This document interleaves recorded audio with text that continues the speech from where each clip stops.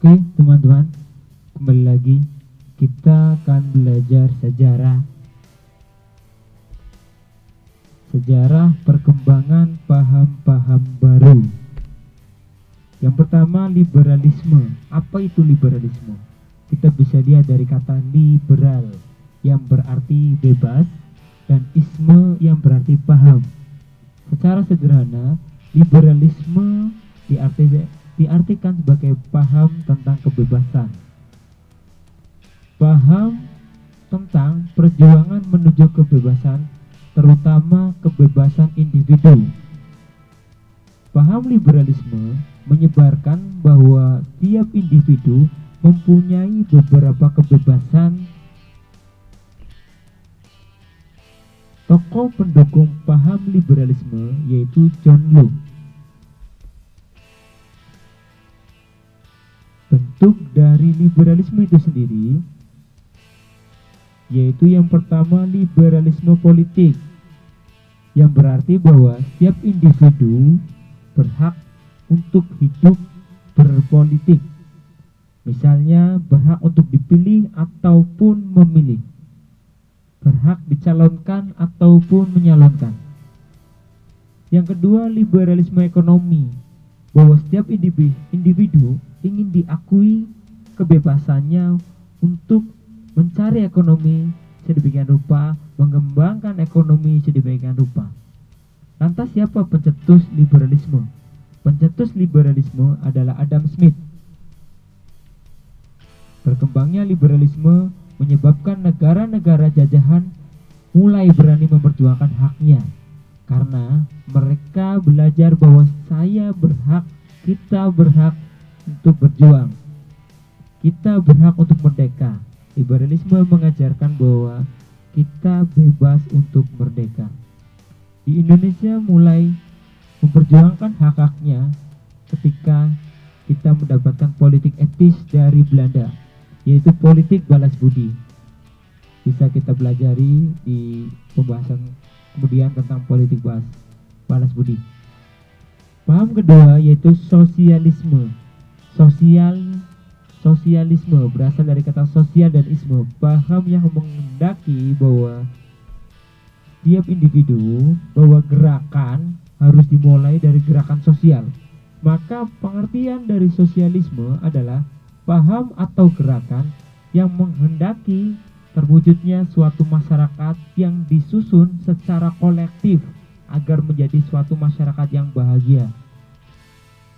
Sosialisme mengajarkan bahwa kepada kita perlu menjalin sebuah kerjasama, menjalin suatu hubungan kerjasama untuk mencapai tujuan bersama-sama. Sosialisme lahir sebagai reaksi terhadap liberalisme. Mereka menentang bahwa kenapa harus individu, kenapa nggak bersama-sama? Kalau individu ekonomi berkembang, maka banyak minoritas yang miskin harus kalah dengan orang yang minoritas yang kaya, atau orang mayoritas miskin harus kalah oleh satu orang kaya.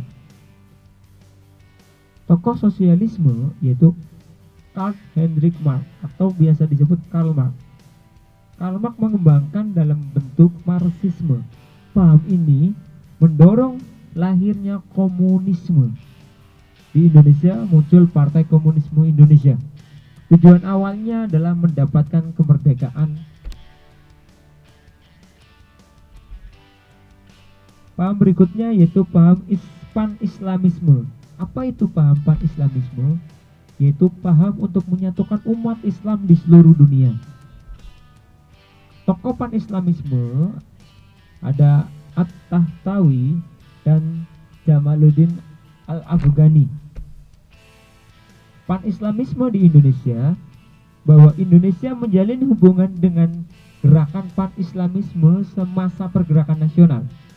Sebut saja tokoh pan-islamisme Indonesia adalah Haji Agus Salim yang bergerak melalui Sarekat Islam.